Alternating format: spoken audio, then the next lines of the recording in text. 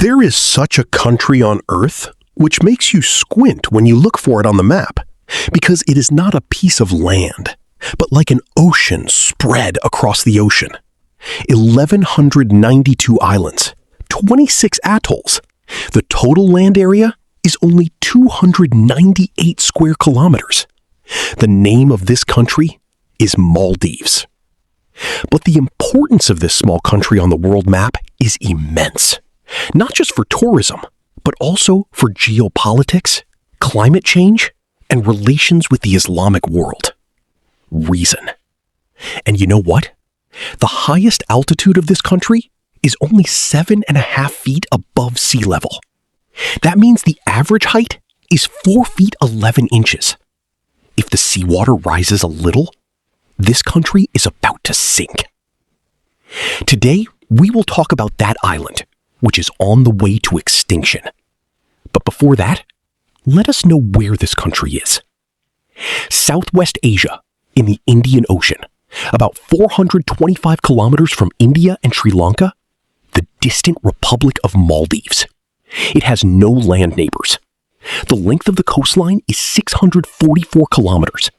More, because there is sea on all sides. The interesting thing is that just as the map of Maldives is not easy to remember, so is the interior of the country. There is no river, no mountain, no forest. Only the sea and the horizon.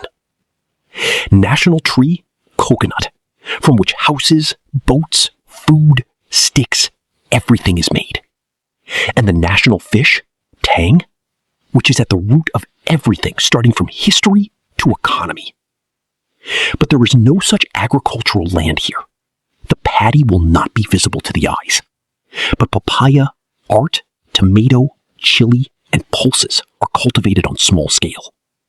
For drinking water, they depend on rainwater ponds, desalination plants, and on some islands, above the thin, sweet water layer below.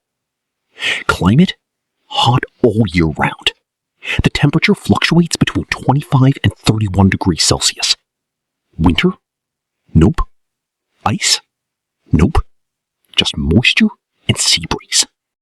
Imagine all the ministers of your country diving together, underwater, wearing scuba gear, no speeches, just hand gestures.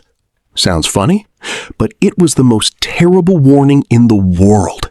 How a beautiful tourist paradise is slowly falling into existential crisis. And yes, you will finally know what the future of this country can be.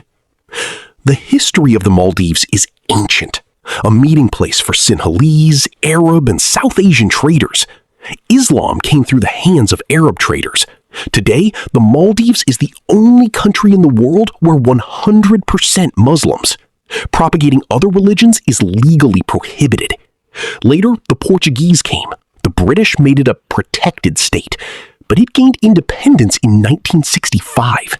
Then, in 1968, after the end of the Sultanate, a republic is born. The capital is Mali. The area is only 9 square kilometers. About 250,000 people live in this small area. The main city is only 2 square kilometers and 150,000 there. As a result, the roads are so narrow that not even an auto rickshaw can drive.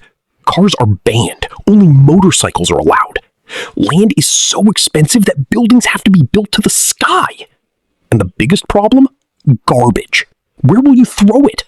They are building an artificial island called Falafel next door and dumping it there. That too is now full. Yet the Maldives is economically strong. According to the IMF's 2025 estimate, the per capita GDP is $18,000. How? 2 sectors, fisheries and tourism. Tuna fishing is done using the pole and line method, which is environmentally friendly. And tourism? The one island, one resort policy. Blue water, white sand, private pools, where a night stay costs lakhs. Be it Bollywood or the Saudi royal family, everyone comes here. In 2009, the then President Mohammed Nasheed and his 14 ministers wore scuba diving suits and held a cabinet meeting under the sea. Their message to world leaders was, where we are sitting and meeting, That will one day be our capital. Scary, isn't it?